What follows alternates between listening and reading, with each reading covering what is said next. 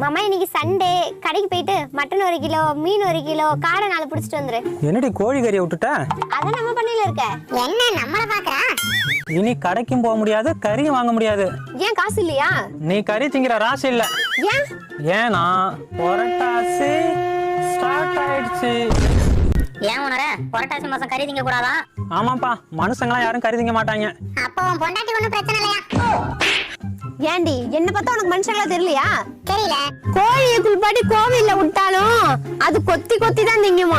ஏண்டி கோழி கொத்தி திங்காம நான் நக்கியா திங்கும்? உனக்கு என்னடி பிரச்சனைப்ப? கறி வேணும். புரட்டாசி நாளைக்கு வச்சுக்கலாம். புரட்டாசினா உன் தலையில வைக்கிற பூவா நாளைக்கு வச்சுக்க.